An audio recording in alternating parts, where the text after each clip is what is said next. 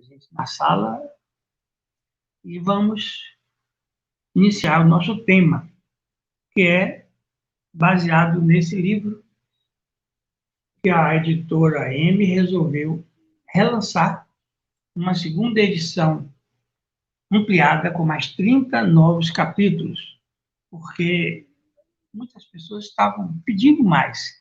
Eu gosto de escrever pouco, eu sou sintético, meu estilo é esse. Mas as pessoas viram a página, já acabou, e aí começaram a cobrar da editora. Por que é que ele não escreve mais? A editora me pediu, então essa nova segunda edição está com 30 capítulos. E o primeiro capítulo deste livro, O que nos disse Jesus, nós adotamos como tema dessa nossa palestra de hoje à noite. Por que, Senhor, por que me abandonaste? Por que me abandonaste? Na verdade, essa é uma das grandes dúvidas que a gente ouve com frequência em todos os tempos. E chamou-nos a atenção um trabalho profícuo do general Milton O'Reilly. Ele é um filólogo, um estudioso do idioma. Ele pesquisou o hebraico e essa frase que diz Eli, Eli, lama sabachthani. Senhor, Senhor, por que me abandonastes?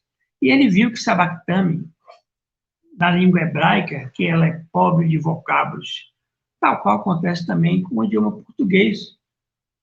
Uma palavra para significar muitas coisas: manga de candeeiro, manga de camisa, manga fruta, manga do verbo mangar. Então, sabachthani significava também glorificar.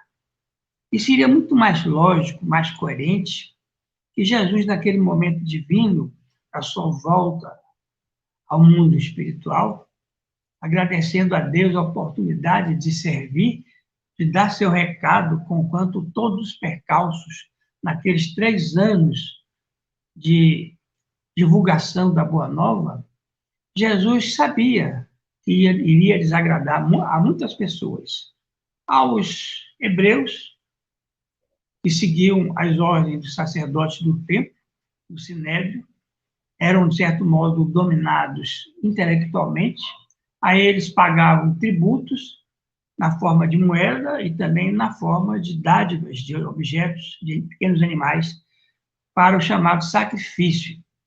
E esses animais, naturalmente, os doutores do templo ficavam para eles mesmos, se completavam das moedas e das doações de pequenos trabalhadores. A economia da época da Palestina era a economia de uma pequena agricultura, de uma pequena criação. Tinham poucos haveres, de formas que isso era significava um grande sacrifício, esse desprendimento para vivenciar as coisas do reino de Deus. E Jesus teve a oportunidade de contestar isso pessoalmente, às portas do templo, na vista dos sacerdotes, reclamando contra esse dízimo, né, essa doação para ter acesso ao reino de Deus. Porque o próprio Jesus disse, quando quiseres orar, recolhe-te aos teus aposentos e ora ao Pai, que ele te escutará. É simples, né? Não precisamos de aparatos. O Espiritismo, que é a doutrina que nós adotamos há mais de 50 anos, prega que não temos aparatos especiais, roupas especiais, ambientes especiais, rituais especiais. Não, é simples.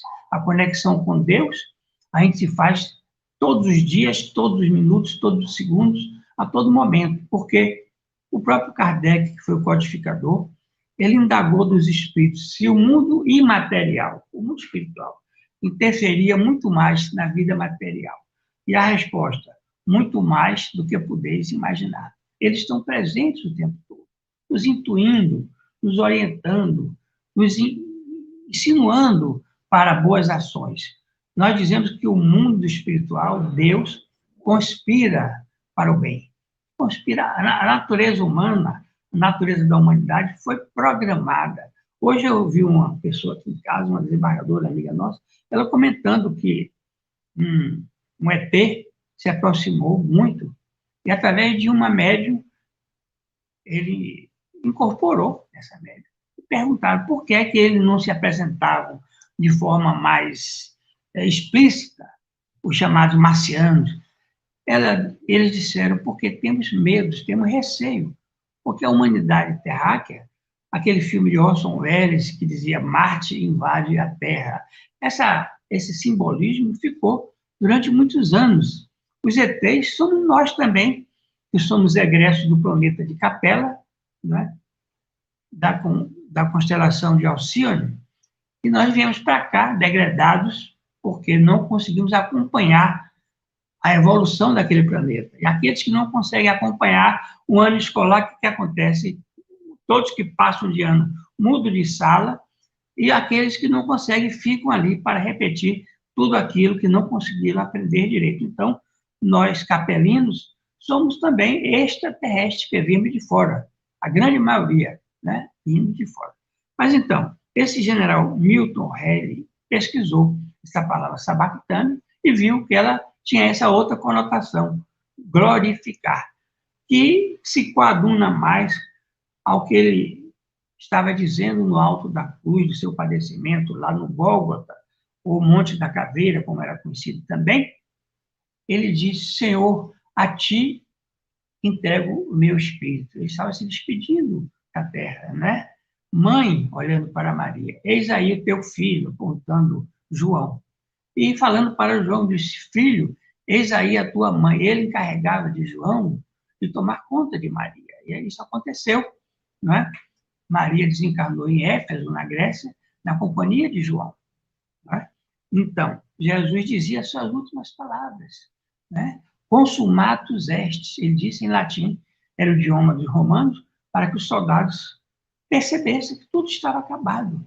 Os dois ladrões que estavam ao lado de Jesus, à direita e à esquerda, tiveram as pernas quebradas, que era a maneira de o corpo descer com todo o seu peso sobre os pulmões, sufocar e terem a certeza de que estava consumado, né? Mas Jesus, o soldado disse, ele já morreu, porque quando ele disse, Pai, a ti entrego o meu espírito, o rosto, a cabeça tombou. Mas o centurião, para cumprir bem o ritual, confirmar, mandou que o soldado, com uma lança, furasse o peito, o tórax de Jesus, na altura das costelas, de onde jorrou água e sangue. E aí confirmou-se que ele estava morto. Não precisou quebrar-lhe as pernas com a barra, com a lança de ferro e metal. Mas, então, essa palavra, essa frase, tira uma grande dúvida, né, de todo mundo. Esse livro, o que não disse Jesus, é todo ele voltado para esses aspectos, de a gente desnudar o Evangelho. Até na época mesmo de Jesus, com os seus seguidores, os discípulos, os evangelistas, muitos não entendiam direito o que ele pretendia dizer, o que ele contava com as suas fábulas. Ele falava por fábulas porque um método mais simples, mais simplório, menos erudito, mas com muita profundidade, para que ela se perpetuasse no tempo, porque a tradição oral, não havia jornais, nem rádio, nem TV, nem coisa alguma, a tradição oral era a maneira de passar as informações. E Jesus, naqueles 3 anos, cuidou de dizer, na melhor forma, toda a sua doutrina, a doutrina de Deus, a doutrina que ficou conhecida como a doutrina cristã. E ele tinha coisas que ele dizia que as pessoas não entendiam, não conseguiam perceber. Eles se entreolhavam, os discípulos, e perguntavam o que é que ele quer dizer com isso, o que quis ele dizer. Há uma parábola interessante que eu vou contar, que eu próprio tive muitas dúvidas de alcançar o que estava dito ali. A quem tem muito se dará mais, a quem nada tem, até se tirará. Não parece uma incongruência? Eu fui pesquisar. Na parábola das moedas, né, dos talentos, que um homem entregou a 3 pessoas moedas e disse, eu vou viajar, depois de algum tempo voltarei para voltarmos a conversar. E passou um bom período fora, quando ele voltou, procurou os 3 homens e disse, dai-me conta dos teus talentos, das moedas chamadas talentos.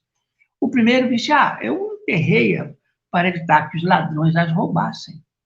O segundo homem disse, não, eu comprei algumas coisas para vender e tive realmente condições de melhorar a minha vida com o valor daquelas moedas, aqueles talentos que o Senhor me entregou. O terceiro homem, que fizeste com os talentos? Ele disse, eu apliquei, Senhor, da melhor maneira possível, produtiva. Então, eu tive lucro, melhorei minha vida, e aqui estão de volta os teus talentos, porque isso aí já é o lucro, mais do que o lucro que eu ganhei com os talentos. Então, Jesus disse, a quem muito tem, mais se dará. E aquele que nada tem, porque enterrou a moeda, né? Ainda que tenha, se lhe tirará. Então, as mensagens de Jesus pareciam cifradas, e ele tinha uma certa razão para isso, porque se ele contasse tudo abertamente, ele não conseguiria levar 3 anos pregando. Seria logo preso pelos sacerdotes, pelos doutores da lei, por ofensa à lei de Moisés, à lei hebraica, ou seria preso pelos romanos, por ameaçar o domínio, o controle de Roma. Roma tinha um vasto império que mandava que o governador da província, Pôncio Pilatos, agisse com maior rigor.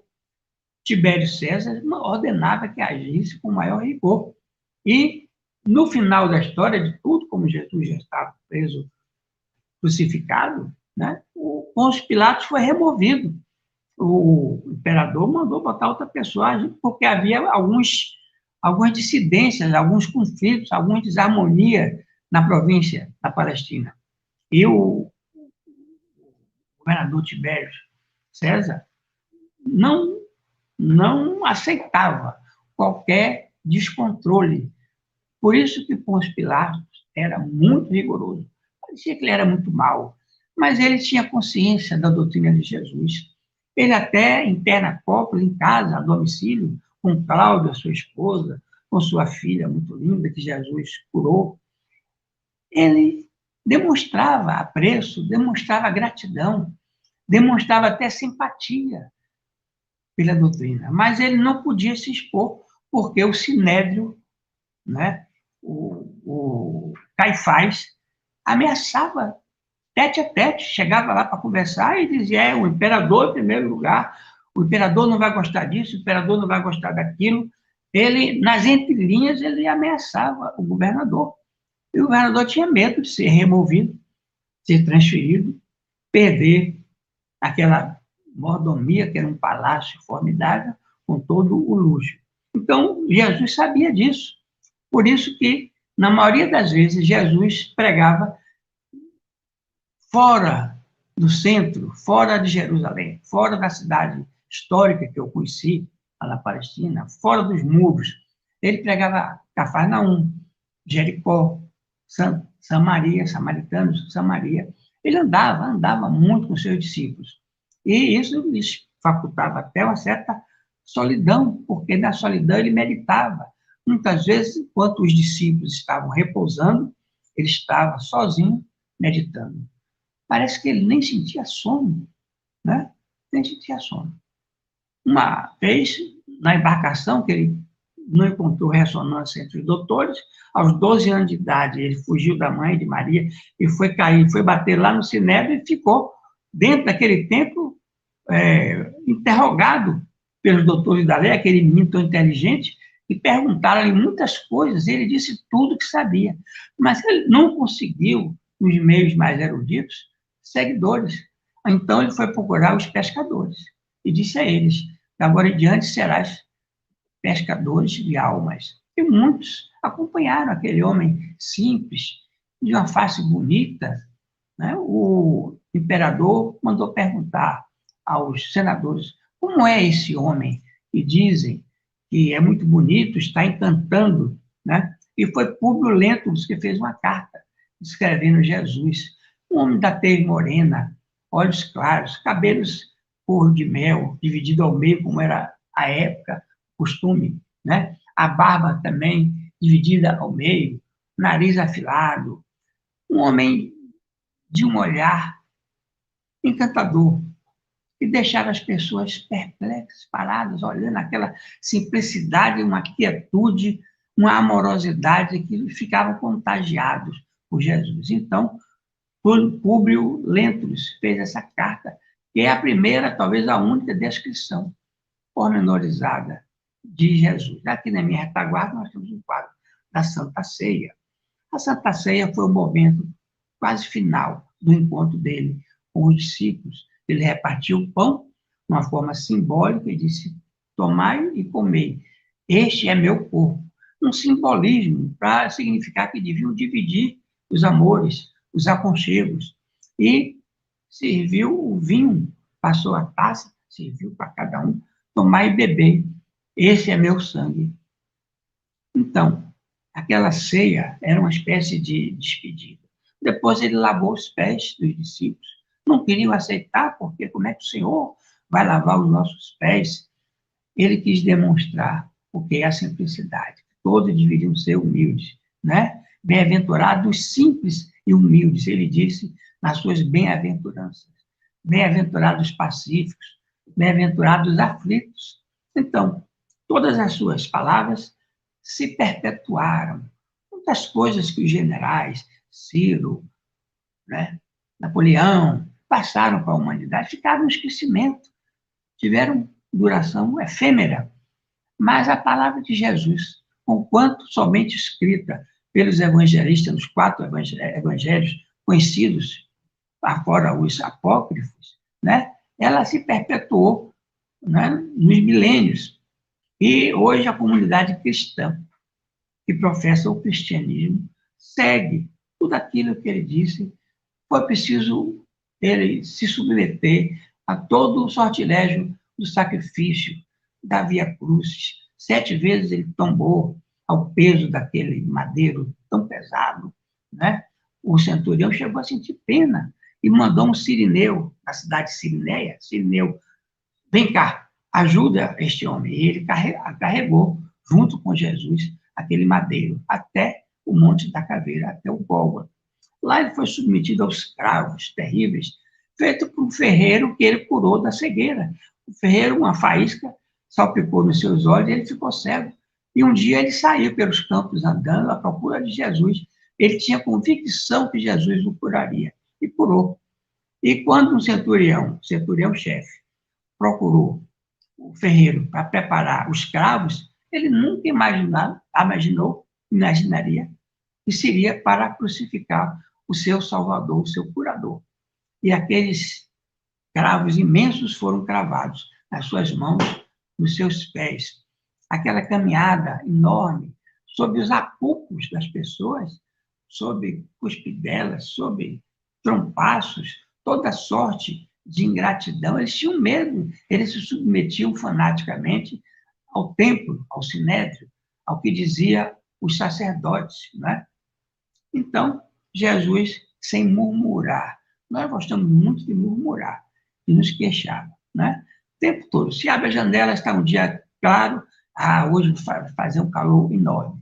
Se abre a janela, está um dia chuvoso, como hoje, um dia frio, uma noite fria, chuvosa, vai ser uma coisa horrorosa, um dia horroroso de chuva. Então, nós estamos sempre nos queixando do tempo. E São Pedro, coitado, fica sem saber se abre a torneira para mais ou para menos. É a nossa maneira de ser, nesse estágio de civilização que nos encontramos. O Criador, desejoso que nós avançássemos na senda evolutiva, ele mandou vários sábios para um arquipélago rochoso, vulcânico, na Grécia.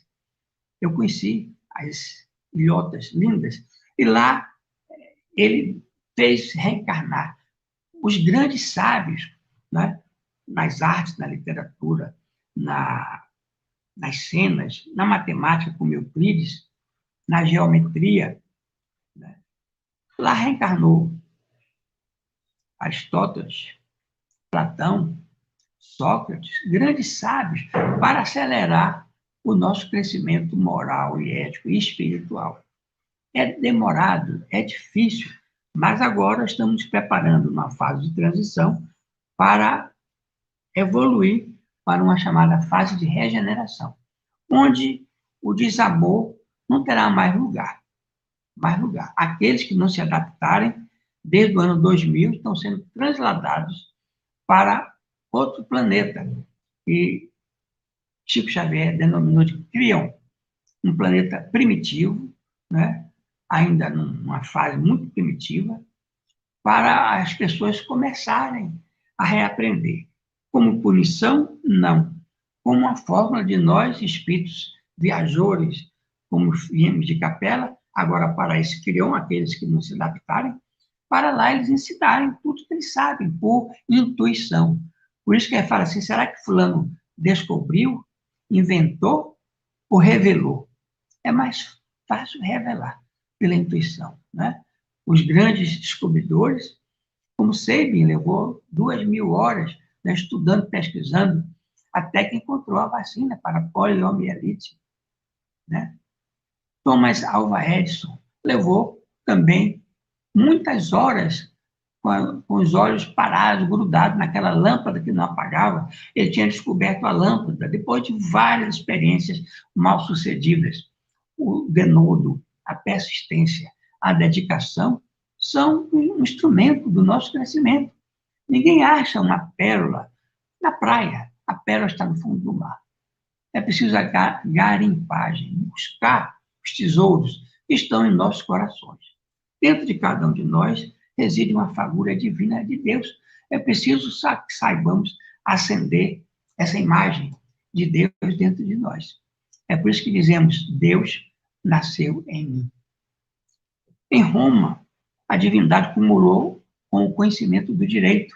Todo o direito moderno veio de Roma, né? Dos pretores, dos estudiosos, né? De Ulpiano, toda a ideia do direito, porque é o direito que dá o arcabouço, obrigado, o arcabouço da estrutura social.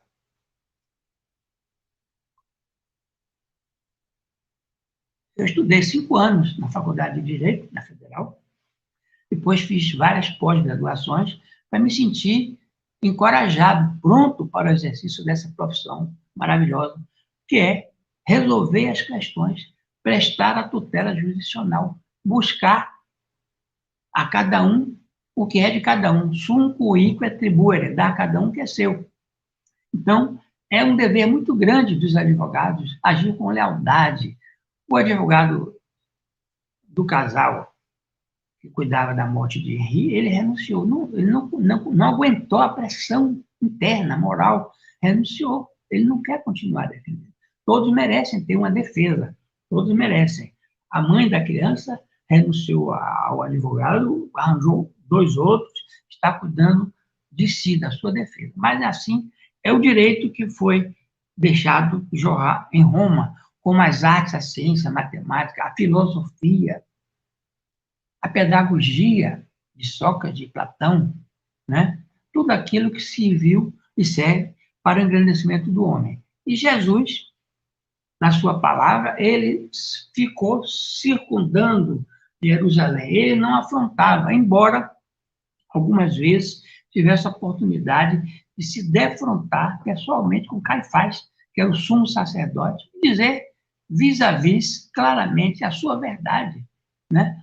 A verdade de Deus, o ensinamento, porque ele era sincero, ele não tinha subterfúgio, ele não falava de ninguém, ele não falava nada que pudesse ofender e machucar ninguém. Mas sempre que teve a oportunidade de dizer as coisas, fosse quem fosse, o centurião, ele disse ao centurião que devia ser dito a todos.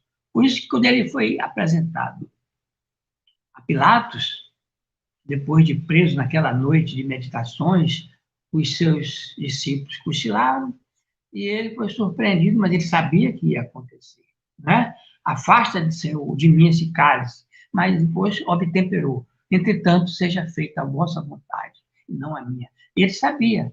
Ele, quando muitas vezes queriam que ele adentrasse a cidade antiga, a cidade de Jerusalém, ele dizia, ainda não é chegada a minha hora. Ele sabia que se ele entrasse, seria preso. E a sua missão de dizer a doutrina seria frustrada no nascedouro. Ele, ainda assim, levou 3 anos transmitindo tudo aquilo que os evangelistas colocaram na Bíblia, nos 4 evangelhos. Mas ele mesmo, Jesus, dizia, muitas coisas teria para dizer-vos, entretanto não entenderias. Mas, claro, os discípulos da época não entendiam, E hoje, 2000 anos depois, muita gente ainda não entende. Até a oração dele, de Jesus, venha a nós o vosso reino. Muita gente diz, venha a nós ao vosso reino. Errado. Venha a nós o vosso reino. Eu visitei o local onde ele proferiu esta oração, está lá nas paredes, em todos os idiomas e dialetos. Eu fotografei uma em idioma português, de Portugal, trouxe, imprimi, distribuí lá para o pessoal do nosso centro, porque, pelo menos na minha casa, na nossa casa, eu queria que tivesse o texto impresso do que está escrito lá na parede em português, né? Venha a nós, venha, devo vir, venha a nós o vosso reino, o reino de amor, o reino de paz, o reino de simplicidade, o reino de servir, o reino de dar, né? De São Francisco de Assis, né? É dando que recebemos. Todas as vezes que nós damos, não precisa ser dar uma moeda, como aquela viúva que tirou a única moeda que era de escunha e colocou no gasofilácio. Gasofilácio, que palavra estranha, né? Era o lugar onde se depositavam as dádivas. Era a única que ela tinha. Né? E Jesus disse, aquela mulher deu mais do que os doutores, porque ela tirou a única moeda que ela possuía. Então, Jesus aproveitava todos os momentos, todas as oportunidades, para dar uma lição com todas as verdades. E tanto os sacerdotes quanto os hebreus e até os romanos testaram várias vezes. Uma vez testaram ele uma moeda, apresentaram a ele uma moeda que tinha a efígie, a imagem de César.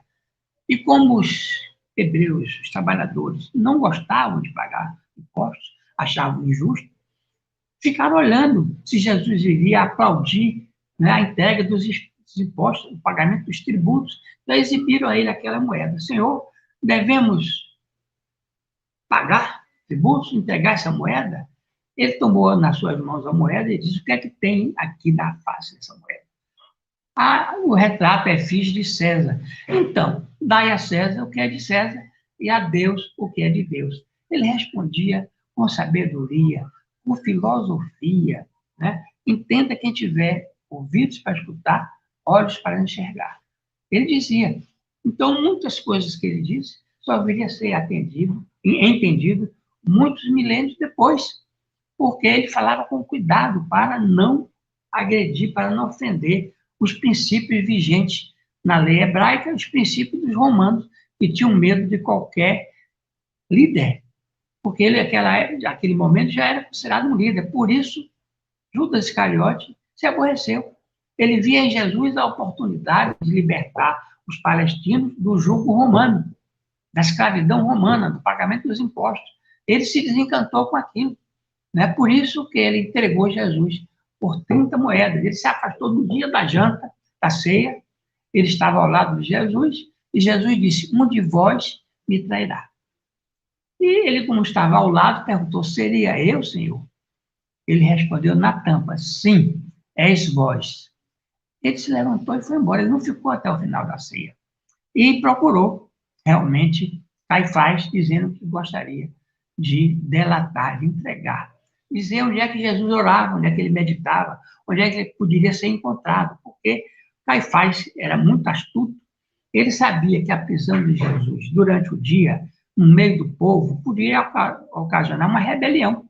Porque Jesus fez muitas curas, não para fazer cenas, mas porque as pessoas tinham merecimento e que era um modo de ele atrair as pessoas para ouvirem a sua palavra, um maior número de pessoas que compreendessem o que ele precisava dizer. Então, ele tinha muitas pessoas gratas a ele, gratas pelas curas.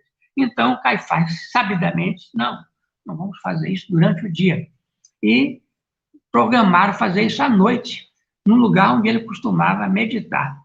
E foram para lá, para encontrá-lo, mas era preciso que alguém dissesse quem ele era, apontasse. Então Judas disse, eu vou beijá-lo. Aquele que eu beijar, aquele é Jesus. E o traiu. Jesus já sabia de tudo aquilo.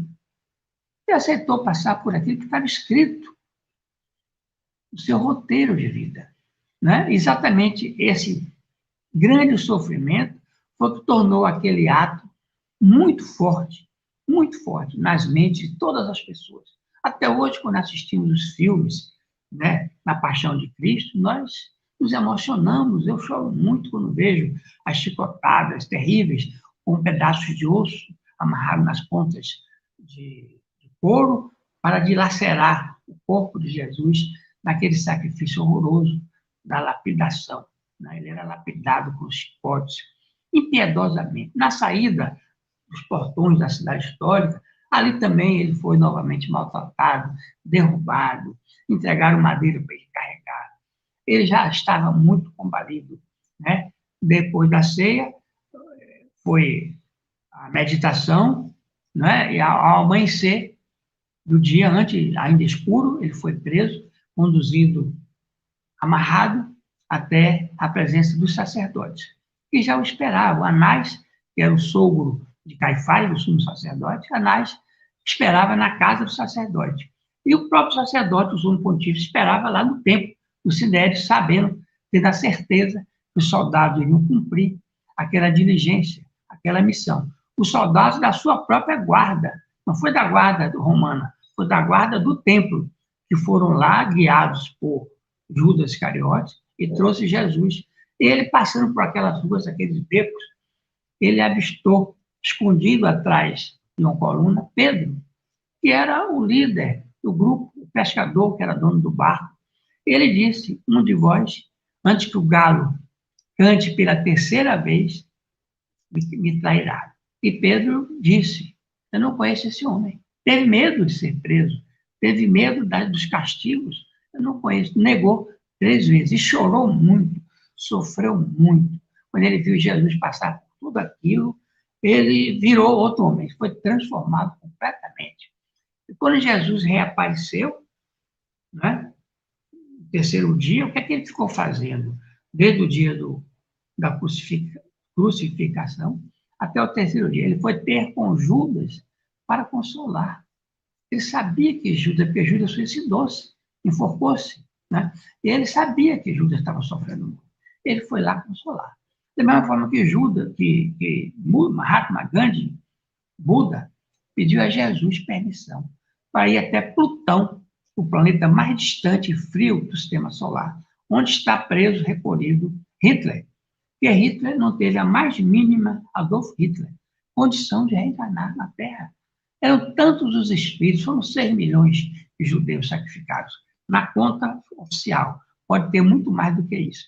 Esses judeus sacrificados como espírito, levados aos fornos crematórios, certamente iriam querer se vingar. Onde quer que Hitler reencarnasse, iriam querer se vingar. Ele não teria condição de cumprir uma etapa progressiva, evolutiva. Todos nós, por mais criminosos que sejamos, temos a obrigação de nos redimir, de nos consertar, de crescer e de evoluir. Nós somos evolucionistas, com Charles Darwin.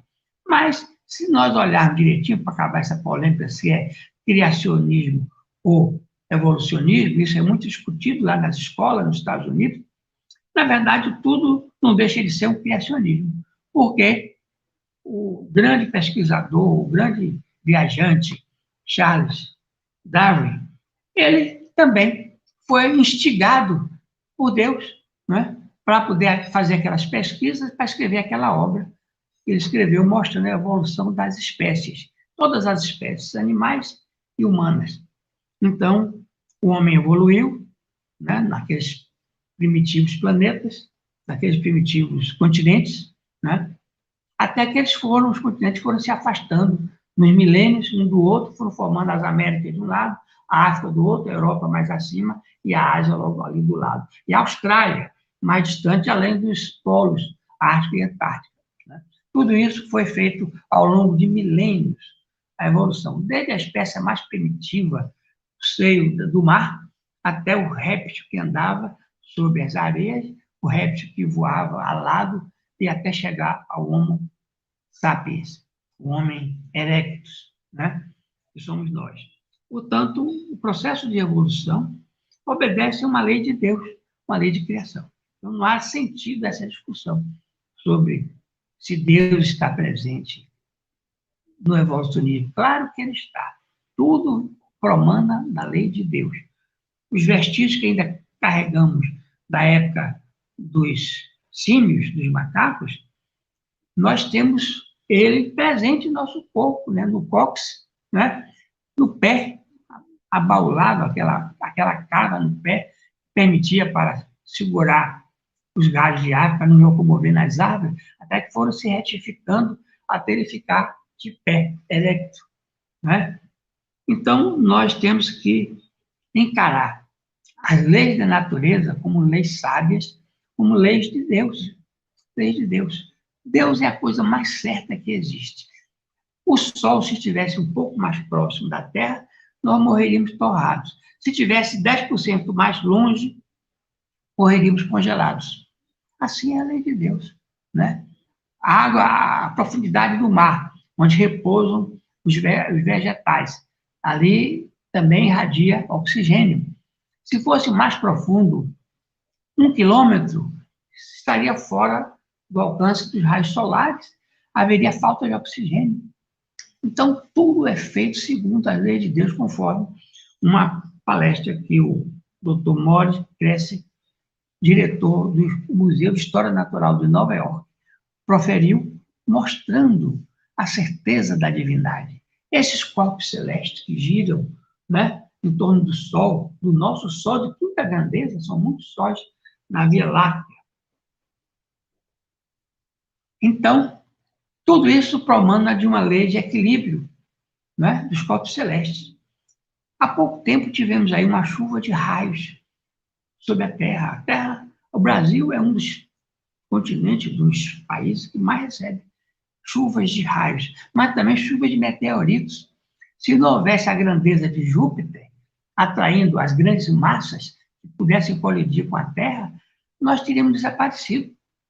Há pouco tempo, uma dessas massas colidiu com Júpiter e mostrado pelos observadores espaciais, um pontinho de nada se projetou sobre a imensidão de Júpiter e foi absorvido, né, absorvido pela massa de Júpiter. Então, tudo obedece a um sistema inteligente. Todo efeito inteligente promana de uma causa inteligente. Assim disseram os espíritos a Kardec. Kardec escreveu o Pentateuco, 5 obras, e é matéria de pura ciência.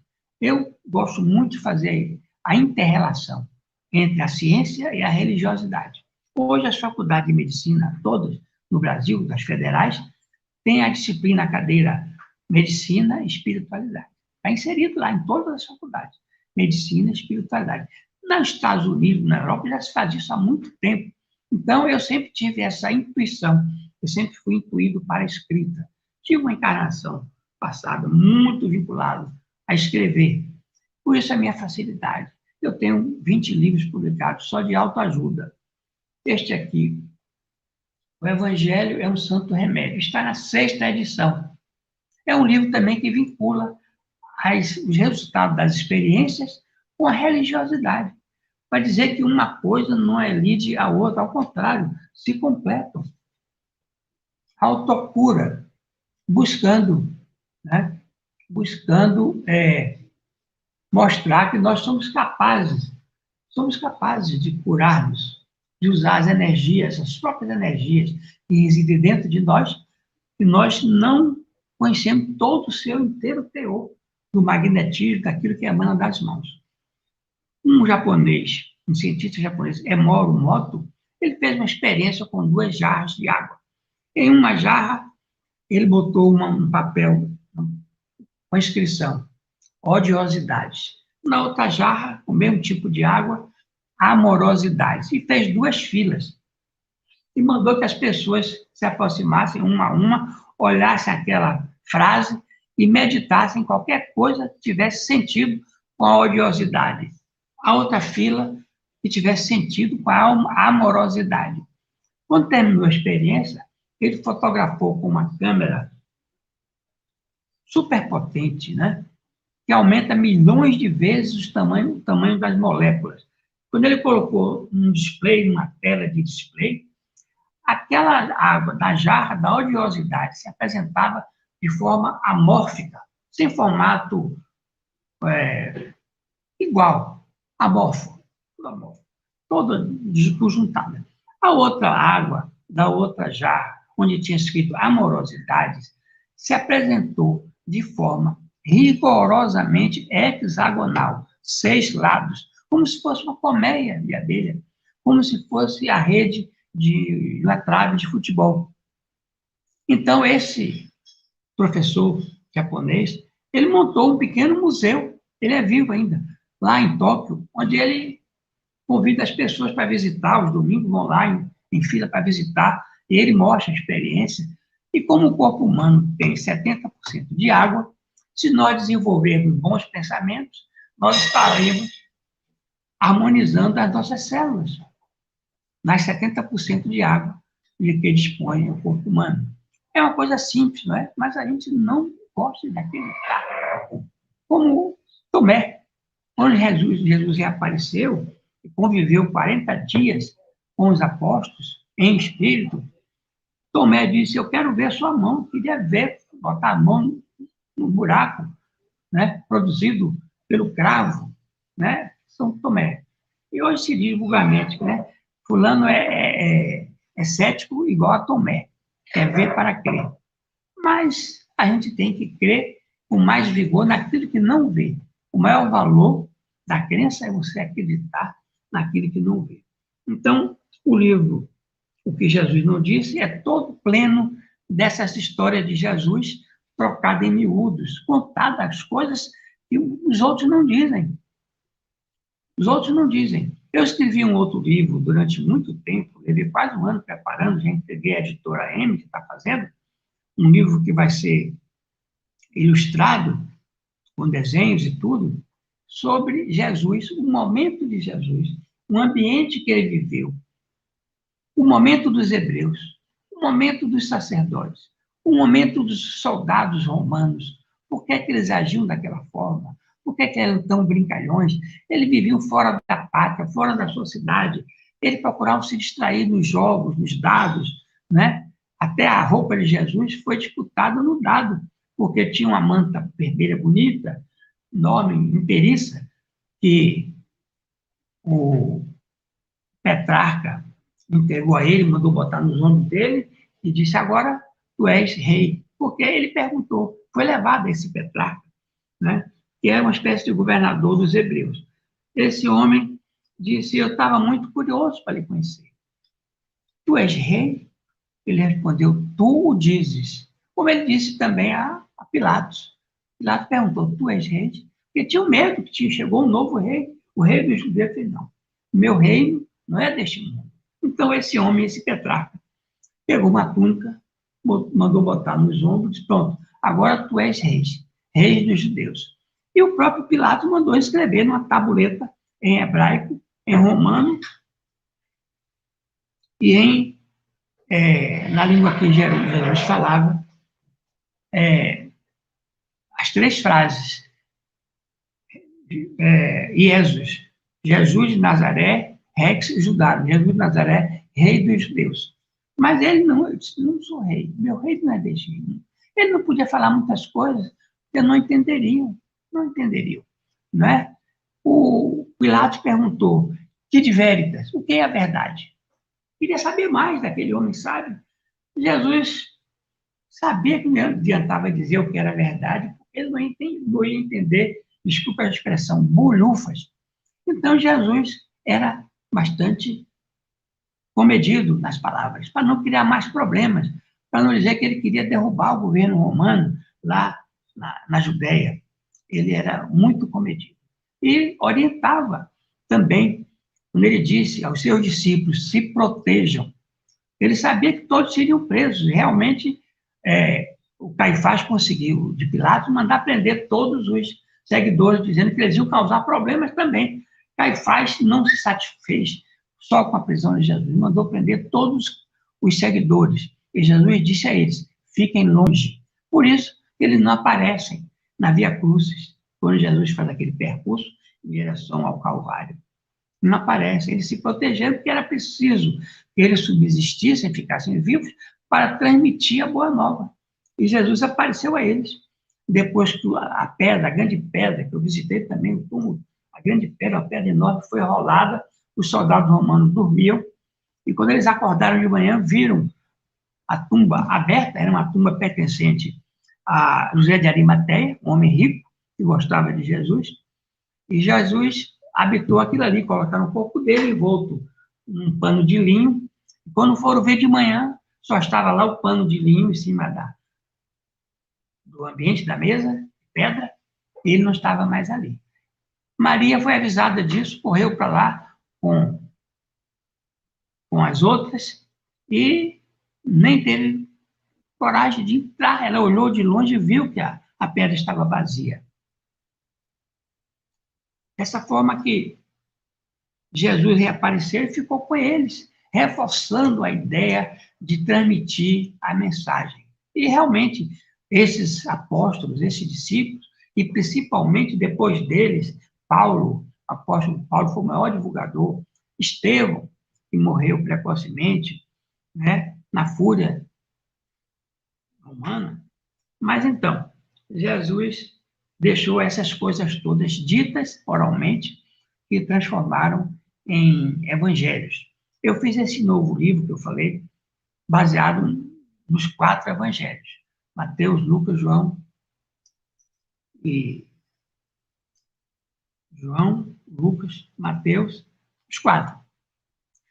E eu trabalhei em cima do que eles disseram e acrescentei as minhas experiências do Evangelho segundo o Espiritismo, acrescentei as minhas experiências dos vários filmes que assisti e coloquei nesse enredo sobre Jesus, entre parênteses, o capítulo e o versículo do Evangelho de Mateus e João, de todos eles, os 4 evangelistas.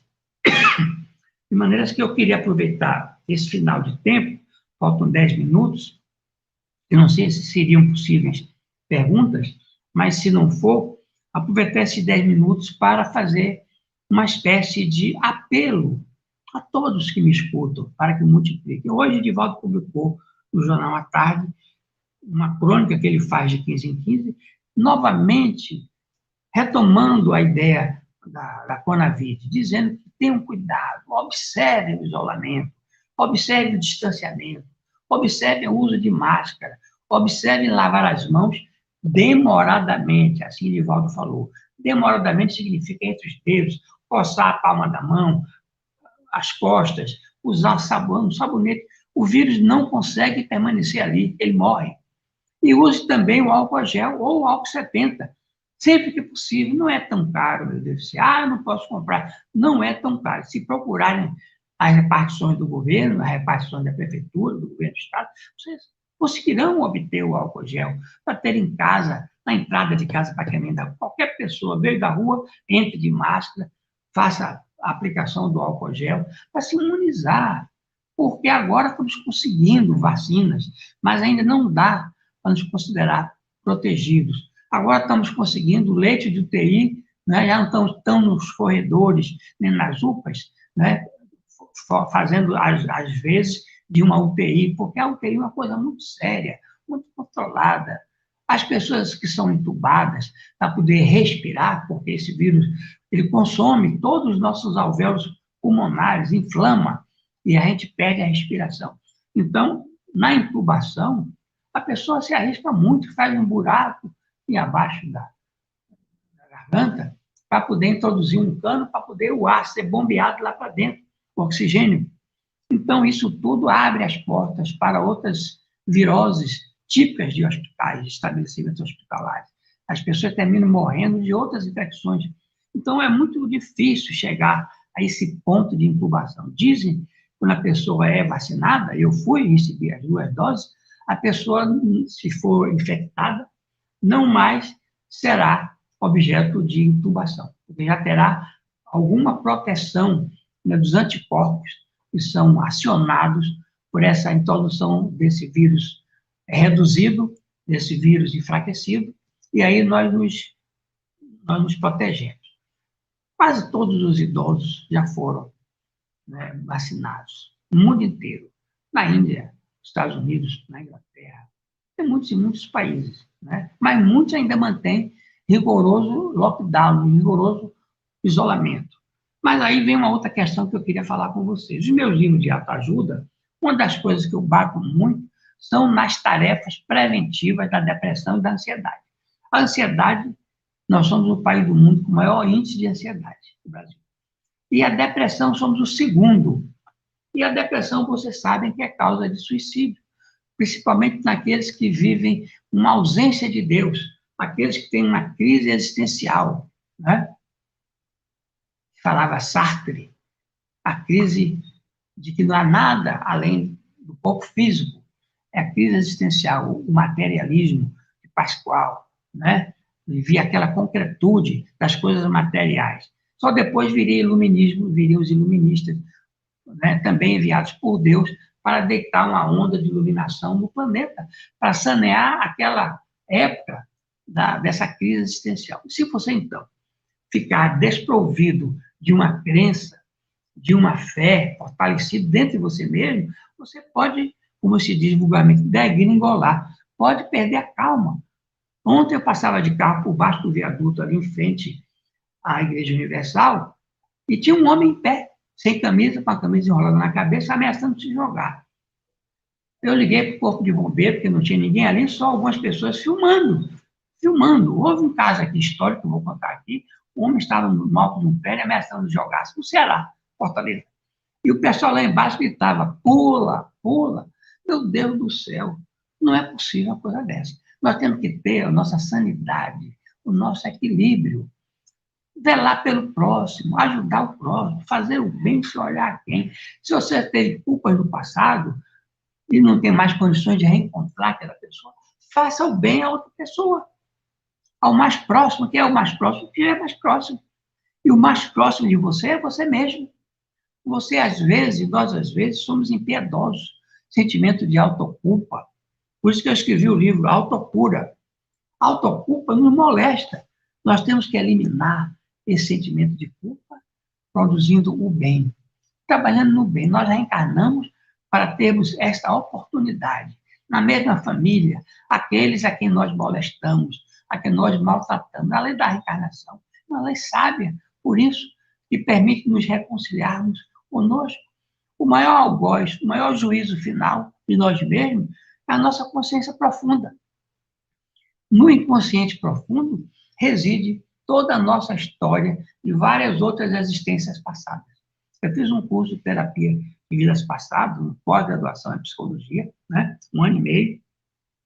Fiz também uma pós-graduação em psicologia cognitiva comportamental, 2 cursos de pós-graduação. Eu gosto da psicologia. Divaldo, através de Joana de Ângeles, escreveu uma série de livros só voltados para a psicologia. E a psique, a alma, tem que ser bem tratada. Temos que ter certeza do que nós fazemos, temos que ter certeza do que nós queremos, de onde viemos, para onde vamos e como vamos. Por isso, a minha proposta nos meus livros é viva com alegria, viva sem sentimento de culpa, faça o bem, seja juiz de você mesmo, viva as alegrias, procure pessoas alegres, abra a janela, que beleza essa chuva que vai verdejar os campos, abre no outro dia sol quente, que beleza, sol maravilhoso, que vai ensejar as casas de praia, né? Os hotéis, as pousadas, terem seu dinheirinho, seu salário, com o seu trabalho, com a venda de quartos, de apartamentos. Então, nós temos que festejar a divindade de qualquer sorte. Tudo tem sua razão de ser. Tudo. O escorpião tem um veneno que serve para convulsões. A abelha italiana tem um veneno que serve para artrose. O veneno da cascavel é reaproveitado para fazer soro antiofídico. Tudo que Deus botou sobre o planeta tem uma razão de ser. Não maldigam as serpentes, nada. Jesus disse, tendes a prudência da serpente. Por quê? A serpente ela se enrola toda e fica quietinha. Ela só dá o bote se você for provocá-la, você pisar nela. Tende a prudência da serpente. Então, nós temos que agradecer a Deus toda essa vida. Isso assim, voltado para a ciência, né? Abordando assuntos da ciência. Assuntos da ciência. Seja feliz agora. Todos estão disponíveis na Federação Espírita do Estado da Bahia e na Casa de Arapiraca. Não estou fazendo propaganda, porque esses livros eu devoto inteiramente os resultados econômicos a instituições de caridade. Faço doações dele para as pessoas venderem, transformarem em cesta básica, né? Faço doações. Alguns eu faço em parceria com a doutora Gardênia, a desembargadora Gardênia. Para encerrar, o bem e o mal também de Gardênia, em parceria. O quinto mandamento também em parceria. Alegria, alegria. Aqui nós temos 15 livros, mas são mais de 20, né, livros. Eu espero que tenha conseguido dar o meu recado nesse pequeno tempo. Agradeço a vocês a atenção, à casa que me convidou, Casa de Arapiraca. Estou à disposição para quem quiser me chamar, para a gente continuar conversando. Eu gosto de conversar, não gosto de discursar, é conversar e até aprender. Toda vez que a gente conversa, a gente tem que mentalizar, tem que meditar sobre o tema e tem que aprender mais. Tudo aquilo que você fala, você tem a obrigação de cumprir. Os árabes têm uma adágio interessante. Eu sou descendente, sou neto de árabe. Ele diz o seguinte: tenha fé, mas amarre o seu camelo. Porque se não amarrar o camelo, ele dispara pelo deserto. Eu fui fazer uma foto montada num camelo lá no Egito, e o camelo disparou comigo, porque o homem queria ganhar $2 se eu estivesse em cima, na altura, 4 metros. Eu disse, não, a foto é aqui embaixo. Quando eu subi, ele soltou o arreio, soltou o cabresto, e deu uma chipotadazinha, e lá o camelo disparou, e minha mulher correndo atrás, fotografando com o celular. Depois ela mandou para a família toda, né, aquela agonia danada, e eu sem saber como é que aquele camelo iria parar. Mas deu tudo bem, tudo certo, não é só pararejar a nossa mente no final desses agradecimentos. Tenho alegria no coração.